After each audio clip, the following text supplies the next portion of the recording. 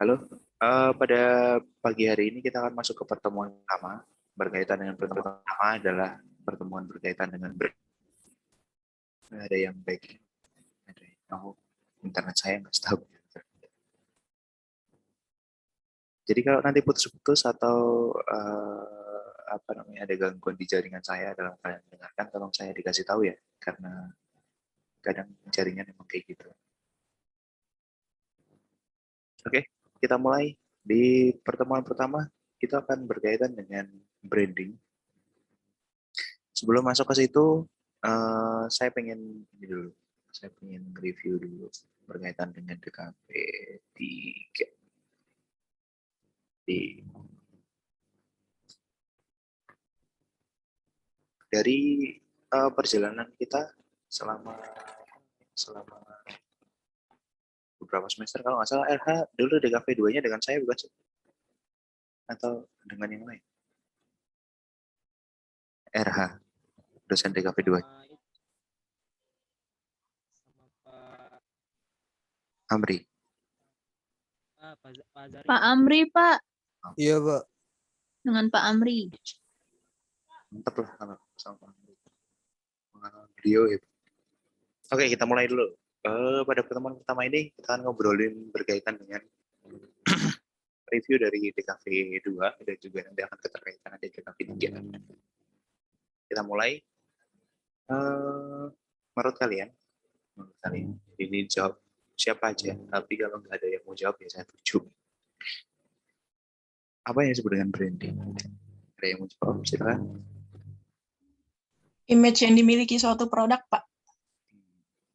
Kenapa suatu produk harus ada image? Biar produk itu dapat diidentifikasikan menjadi pembeda, Pak, dari produk lainnya. Oke, jadi diferensiasi. Oke, ada lagi dengan berkaitan dengan kata-kata yang ada di sini, ada advertising, value, strategi, logo, desain, trust, and branding itu sendiri. Apa keterhubungannya? Ada yang bisa jawab? Perlu ditunjuk? Memperkuat jati diri dari perusahaan, Pak, kalau menurut saya. Terus keterkaitan dengan yang kata-kata yang ada di layar ini? Logo untuk menyimbolkan dari brand tersebut, Pak. Kemarin ada pertanyaan menarik dari kelas yang hari kemarin itu. Apa bedanya logo dan branding? Ada yang ini? Ada yang mau berpendapat dulu? Apa yang membedakan logo dan branding? Kan kita udah belajar logo kan ya dari KP2 ya? Udah ya? Oke, ada yang mau mengajukan diri? Atau saya tunjuk? Oke, kalau nggak ada yang silakan. Naufal. Menurut saya logo merupakan sebuah brand, sedangkan branding itu adalah sebuah memperkenalkan produk kita dengan nama dari perusahaan kita juga, Pak. Jadi logo itu brand ya? Ya, bisa dibilang sebuah nama dari sebuah nama dari sebuah produk yang dibuat. Oke. Sebuah nama dari produk yang dibuat. Sedangkan branding adalah cara untuk mengenalkan nama tersebut. Oke, terima kasih. Sekurang-kurangnya kalau dari jawaban itu, saya berharap teman-teman juga masuk ke inti dari branding. Tapi kita akan mengulas sejenak berkaitan dengan branding itu sendiri. Kita mulai dengan tujuannya. Kenapa dimulai dengan tujuan? Karena tanpa tujuan kita akan kehilangan arah nantinya. Tujuan dari branding sendiri, menurut Kotler 2009, merupakan nama, istilah, tanda, simbol. Jadi benar tadi, bahwa logo itu merupakan salah satu dari brand. Salah satu ya, karena branding itu ada aktivitas brand itu ada banyak gitu. Tidak hanya sekedar membuat logo, tapi juga merancang kampanye, merancang ide, dan lain sebagainya, yang dimaksudkan untuk mengidentifikasi barang atau jasa. Benar juga tadi kata Farah, bahwa berkaitan dengan pembedaan dari satu konstruksi wilayah pesaing-pesaing itu sendiri. Dan membedakan jasa dari barang atau pesaingnya. Oke, sebentar.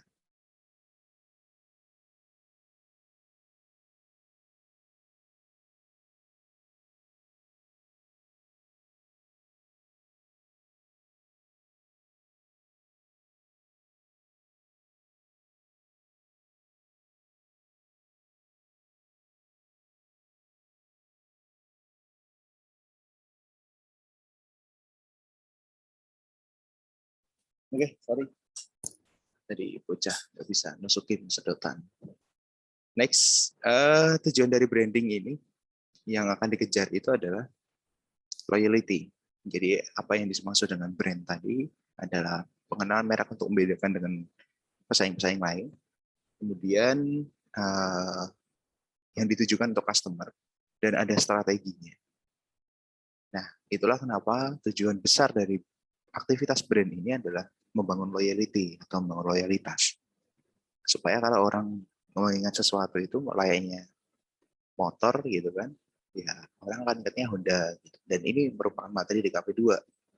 Saya hanya ngingetin aja berkaitan dengan itu. Sehingga aktivitas brand atau brand activity itu akan sangat banyak. Memahami si konsumer, kemudian juga membangun strategi yang baik itu seperti apa, dan tujuan akhirnya adalah loyalitas. Kemudian apa sih pentingnya, gitu kan?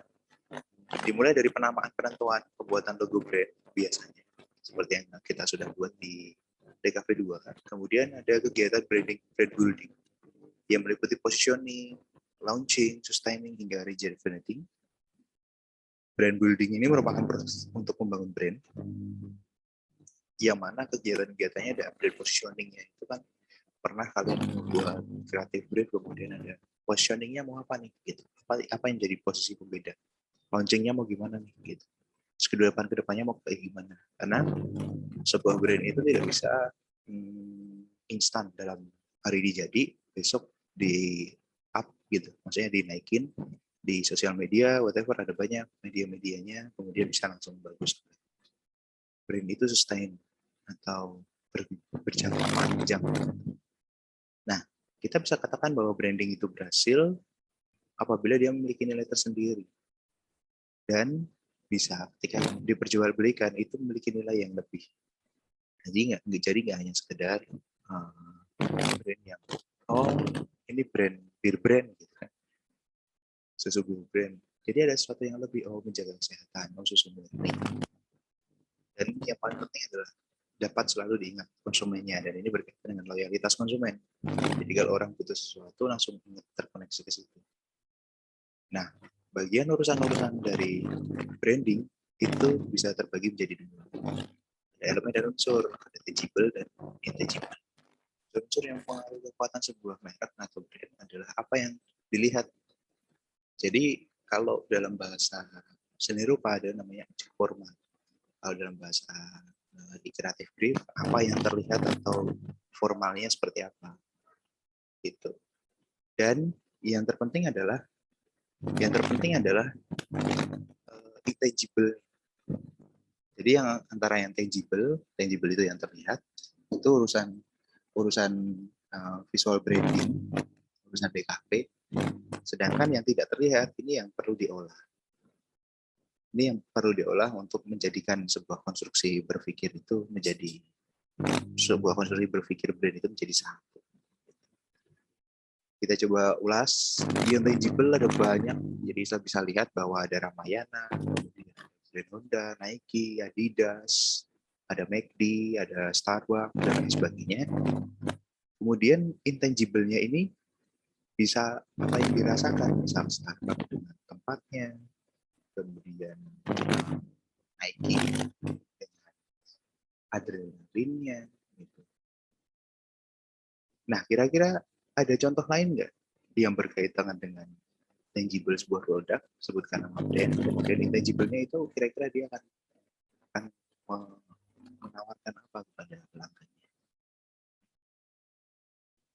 Ada contoh lain? Saya tunjuk aja. Oke, kalau memang nggak ada, saya tunjuk aja kali ya. Natika, Zulfa, Apa contoh lain dari intangible dari sebuah brand? Halo. Halo ya Pak. Pak boleh diulangin nggak pas dari bagian ini aja? Berkaitan dengan tangible, saya tadi cuma mencontohkan dengan misalkan Ya, kita pakai yang lain, ya kan? Apabila brand Ramayana misalkan, intangible-nya adalah dia seperti hashtagnya hak untuk segala bangsa. Ya hak untuk segala bangsa. Jadi Ramayana mencoba untuk membangun image bahwa Ramayana itu tempat untuk belanja semua orang. Gitu. Nah, iya. tangible-nya. Coba kasih contoh yang lain yang berkaitan dengan tangible dan intangible.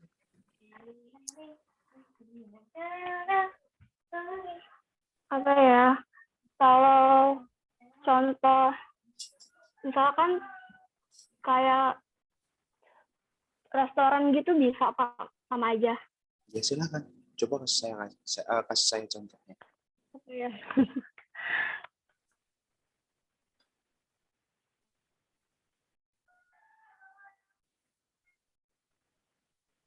Apa? Bingung Pak, masih ngeblank. Oke, ada lagi yang mau menawarkan diri atau saya tunjuk lagi? Silakan. Yang tadi jawab juga boleh. Kalau enggak saya tunjuk lagi. Oke, karena nggak ada, saya tunjuk lagi ya. Silakan Rizky Febrian. Rizky Farhan. Apa contoh lain dari hal yang tangible dan intangible dalam sebuah brand? Iya, Pak. Apa contoh lain dari hal yang tangible yang terlihat dan intangible yang tidak terlihat dari sebuah brand? Kalau salah nggak apa ya, Pak? Ya nggak apa-apa, namanya juga belajar. Kalau bener mah udah lulus. Eh, Kalau tangible kayak apa ya?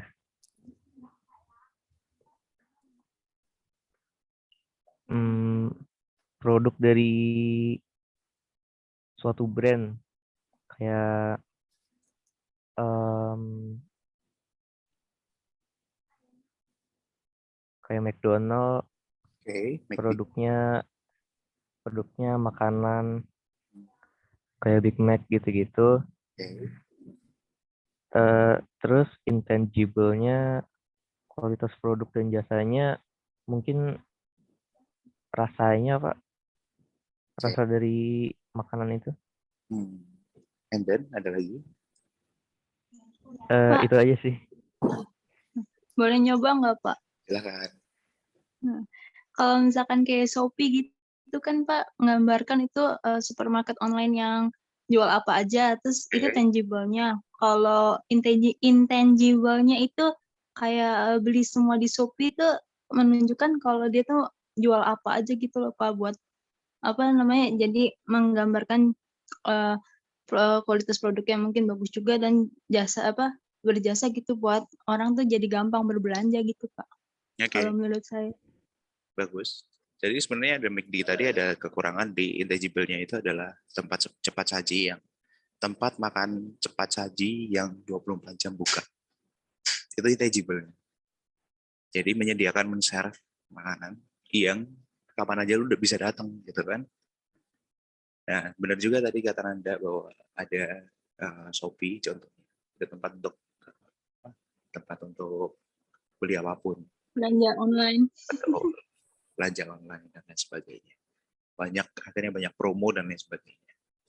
Nah, bisa dilihat bahwa urusan dari DKV ini adalah urusan visual branding sebenarnya. Urusan yang tadi ngebuat yang apa namanya? Poster, kemudian membuat UX dan lain sebagainya. Nah, hal-hal yang dasar untuk membuat poster itu adalah dari hal-hal yang intangible itu sendiri, dari semangatnya, spiritnya, kemudian ada dari visinya dari perusahaan, kemudian juga hal-hal yang berkaitan dengan elemen-elemen branding yang akan dibuat. Tentu ini merupakan langkah yang tidak mudah, karena menemukan hal yang intangible dari sebuah entitas itu kan kayak di DKV 2 prosesnya panjang kan ya, nggak instan. Oke, kita lanjut. VB atau visual branding adalah pengaruh merek yang diakibatkan oleh suatu bentuk visual untuk mendiferensiasikan brand atau membedakan brandnya, atau pengaruh yang diakibatkan oleh bentuk visual yang untuk mendiferensiasikan brand merupakan visual branding. Jadi ini dua paragraf yang sama, dua kalimat yang sama. Intinya adalah tugas kita untuk bisa memvisualkan dari ide yang tujuannya adalah untuk membedakan dari konstruksi brand atau entitas yang kita pakai. Seperti ada logo, kemudian warna, typeface, tagline, tema warna. Itulah kenapa kemarin di KP2 kalian belajar untuk membuat grafik standar manual dan berbagai elemen visual lainnya, sehingga menjadi satu kesatuan yang utuh. Nah, cara untuk membangun loyalitas, untuk membangun agar orang-orang itu mau ke brandnya itu dinamakan branding strategi. Adalah rencana jangka panjang. Ini yang saya bilang tadi, bahwa brand ketika nggak bisa, ketika kamu buat hari ini, besok up, gitu kan, besok masuk ke media-medianya, kemudian misalnya menjadi nggak bisa. Karena itu adalah jangka panjang untuk mencapai serangkaian tujuan yang pada akhirnya menghasilkan identifikasi dan preferensi merek oleh konsumen. Strategi branding yang sukses mencakup misi merek atau brand mission, kemudian janji kepada pelanggan atau brand promise, dan bagaimana ini dikomunikasikan. Cara komunikasinya kayak gimana? Nah, apakah anak DKV harus memikirkan ini? Ya kalau kalian mau jadi benar-benar desainer yang diandalkan, ya memang harus menguasai ini. Strategi branding berkisar pada semua elemen tidak berwujud yang dari waktu ke waktu untuk mendorong kesadaran merek, ekuitas merek, dan sentimen merek. Di mana merek-merek ini itu perlu disadarkan kepada konsumen. Jadi ada satu brand baru, kita bisa bayangkan pertama kali ada satu produk atau entitas. Kemudian bagaimana produk ini ke konsumen, itu yang dinamakan strategi branding. Dari produk ke konsumen, itu prosesnya itu adalah bagaimana branding ini bisa ditanamkan ke konsumen. Nah, bagaimana biar mereka sadar ketika sudah dikasih? Nah, itu juga strategi juga. Jadi long time untuk bisa terjadi brand yang benar-benar berhasil. Ya, memang harus setia sih. Tapi kalau kalian mau jadi desainer temporary juga nggak masalah. Kalau bagus sebenarnya desainer itu adalah yang mampu membuat nilai. Jadi bisa memberikan impression, bisa memberikan sesuatu yang berbeda. Itu. Kalau kalian bingung istilah-istilah ini, silahkan untuk searching di internet juga. Jadi kalian juga bisa mencatat istilah-istilah dari branding itu sendiri karena cukup banyak. Dan cara meletakkannya sebenarnya sederhana. Dengan kalian membayangkan, kalau kalian punya merek, kalian mau gimana sih? Oh, ketika saya kasih ke konsumen, cara mengasih ke konsumen itulah namanya strategi branding, gitu. Strateginya mau seperti apa, nah itu strategi branding. Sedangkan kesadaran merek tuh apa sih? Nah, ketika konsumen melek dengan merek kita, itu namanya kesadaran merek. Sederhananya sih gitu. Tapi untuk definisi panjang dan elemen-elemen pembentuknya kalian harus baca, wajib baca. Itulah kenapa dalam pertemuan kemarin saya sudah ingatkan bahwa banyak-banyaklah mencari referensi. Jangan terjebak pada apa yang saya berikan aja. Karena biasanya kan tidak imbang dengan perkembangan zaman. Nah, bagaimana kita mulai untuk bisa membuat strategi branding? Langkah pertama untuk menyusun strategi branding itu adalah mengenali entitas secara penuh. Apa tujuan mereka membangun, bagaimana mengkomunikasikan, bagaimana mengidentifikasikan klien, bagaimana cara mereka memandang klien, bagaimana mengidentifikasikan pesaing, kalau ada pesaing, bagaimana melibatkan calon pelanggan dalam usaha branding kita. Itulah kemudian dalam produk branding. Ini istilah lagi. Produk branding itu ada multi product branding, kemudian ada multi branding dan private branding. Apa aja isinya? multi product branding itu bisa dalam satu lini brandingnya, produknya itu dibagi lagi. Contoh, kita gunain Gojek ya. Gojek itu produk utamanya itu adalah Gojek. Gojek itu konstruksinya memindahkan antara satu tempat ke tempat yang lain. Gitu. Konsepnya adalah itu. Sehingga ketika ada perpindahan tempat ke tempat yang lain, mereka mengenakan fare, mengenakan tambahan biaya. Apa sih yang mereka kembangkan? Mereka mengembangkan GoShop. Kemudian ada GoFood. Ada Go yang lain. Itu multi product branding. Bisa juga dengan multi branding. Multi branding ini bisa masing-masing tadi yang Gojek ya. Ada GoClean, kemudian ada GoMart, ada Go apa dan sebagainya. Dan ada private branding. Menjadi branding yang private ada satu aja yang brandingnya. Ini biasanya untuk perusahaan-perusahaan multinasional. Tapi apakah bisa diaplikasikan dari UMKM? Bisa aja. Itu. Kemudian ada brand growth strategi. Jadi ketika brandnya udah dikomunikasi nih, strateginya udah jalan, ya kan? Bagaimana membesarkan brand itu, strategi membesarkan brand itu kayak gimana sih? Nah, tadi ada contoh di Gojek, ada line extension brand strategi. Line extension itu satu garis. Konsep yang pertama adalah konsep yang Gojek ketika memindahkan sesuatu ke tempat yang lain, itu kemudian berubah menjadi barang yang dipindahkan dari yang mulanya orang menjadi barang. Kan gitu kan? Dari yang Gojek menjadi GoSend, kemudian ada GoMart, kemudian ada Go apa, ada banyak. Ya kan? Yang paling penting adalah dalam line extension ini tidak keluar dari pekerjaan dia apa dulu. Jadi brand itu berkisar pada apa dan dia tidak merambah ke wilayah yang lain. Kalau merambah ke wilayah yang lain, itu dinamakan brand extension atau ekstensi brand atau pengembangan brand. Gojek lagi kita jadikan contoh. Extensionnya dia ada di misal Go Message jadi pijit, jadi cleaning, kemudian jadi GoPay gitu. Kemudian jadi ya di luar dari pengantaran barang akhirnya menjadi merambah ke wilayah. Kemudian ada juga new brand strategi, di mana new brand ini biasanya akan muncul untuk produk yang baru atau rencana brand yang baru. Sehingga kalian bisa membuat strategi menjadi besar ketika beda antara yang sudah ada kemudian yang baru. Itu new brand strategi. Kemudian ada flanker brand strategi, di mana dia menggait brand-brand besar yang lain. Jadi macam kayak endorsement. Itu cara untuk brandingnya. Jadi contoh analisa brand strateginya. Jadi kalau kalian lihat bagaimana konstruksi dari branding ini, itu biasanya ada satu kata kunci. Dia sebagai apa? The creator kah atau the hero kah? Atau ada the yang lain. Misal, penjaga budaya. Kalau di Indonesia kan ya, itu ada tema-tema yang biasa diangkat. Ada natural, kalau the creator ada natural expressive, intentive, original, and imaginative. Keywordnya ada inspirational, imaginative, dan originality. Colornya bisa dilihat dari sini. Itu akan berwarna cenderung cerah untuk the creator tuh. Apple, Lego, Adobe, Pinterest, Etsy. Di mana kita bisa lihat warna-warna ini di aplikasi media mereka. Jadi kalian bisa juga untuk menggarap dari atau melihat dari apa yang mereka promosikan.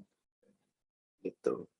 Kemudian dan the hero ini adalah berkaitan dengan orang-orang atau brand-brand yang menjadi kayak kalau gue pakai ini gue jadi hero, gue jadi sesuatu yang berbeda.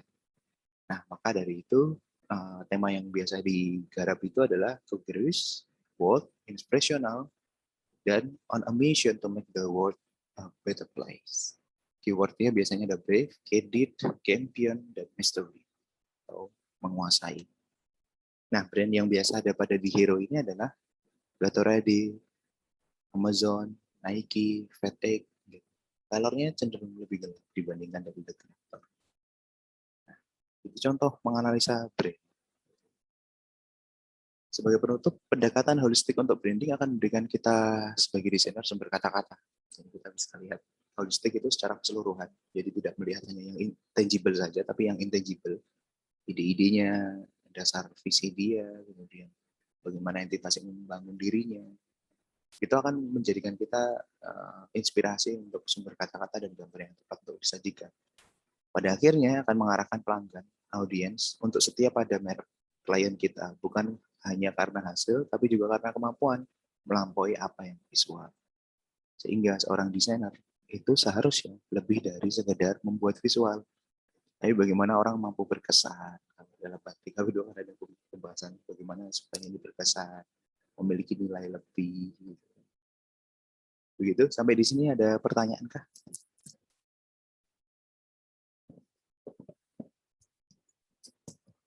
Nggak ada pertanyaan? Kalau ada pertanyaan kita masuk ke tugas. Jadi untuk memahami tentang brand strategi masing-masing, evaluasilah minimal 10 brand Indonesia dengan tema seperti halaman sebelumnya. Bisa budaya, teknologi, seni, dikirim PDF, di-upload ke Drive, link file dikumpulkan di Classroom. Atau kalian bisa lihat tugasnya di Classroom. Gitu. Contohnya seperti ini, kreator, dan juga jangan lupa untuk mendeskripsikan masing-masing brandnya. Dia bergerak dalam bidang apa, kemudian yang tadi kalau kita bisa menggunakan antara intangible dan non-intangible, atau tangible dan intangible itu, kalian bisa mengelompokkan di wilayah itu. Atau cara kalian, jadi akan diserahkan ke masing-masing kalian sendiri. Gitu, ada pertanyaan kah?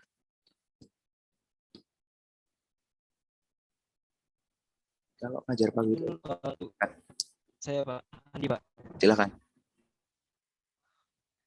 Itu masing-masing brand itu disatukan Pak, dijelasin Pak. Misalnya yang di Indonesia contohnya kayak misalnya house gitu kan ya. Itu dijelasin kayak colornya apa, keywordnya apa gitu Pak ya. Silakan kalau mau dijelaskan. Senyaman kalian menjelaskan sih sebenarnya. Jadi gini, berbasis pada pembelajaran.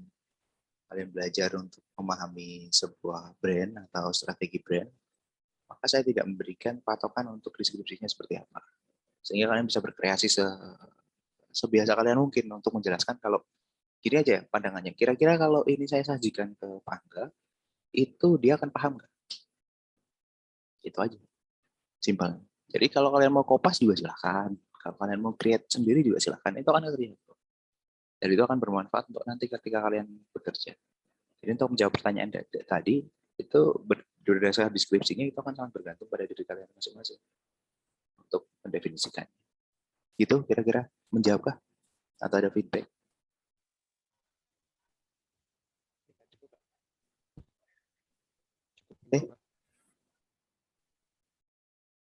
Oke, kalau tidak ada lagi pertanyaan?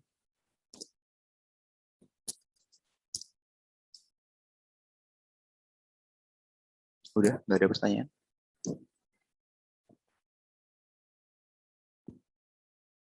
Bapak mau nanya, Silakan. brandnya tuh harus yang umum diketahui atau gimana Pak? Nggak harus. Brandnya apa aja? Tidak ada tidak ada keharusan untuk satu atau dua brand. Gitu. Ya, ada lagi? Ada lagi pertanyaan?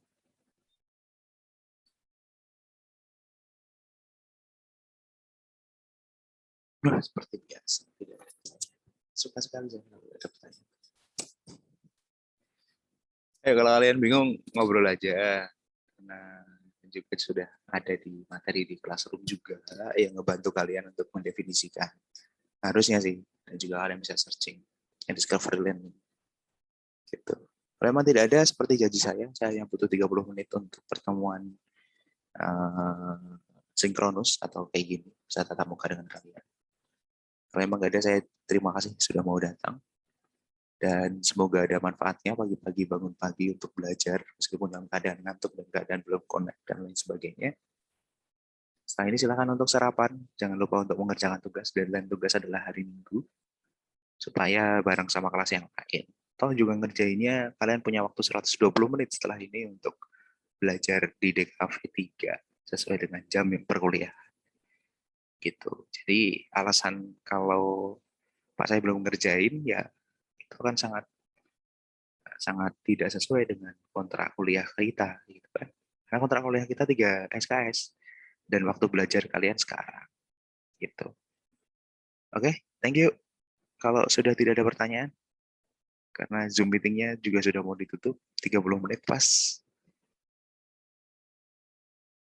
Oke, kalau emang nggak ada, terima kasih pagi ini. Kita ketemu lagi di 2 minggu lagi mungkin. Kalau saya akan atur jadwal lagi. Yang penting minggu depan saya akan tidak akan meet langsung kayak gini, saya akan buat videonya. Begitu teman-teman. Terima kasih semuanya sudah mau hadir. Selamat pagi. Sama-sama. Silakan. Selamat pagi Pak, terima kasih banyak Pak. Baik, Pak. Hmm. Banyak.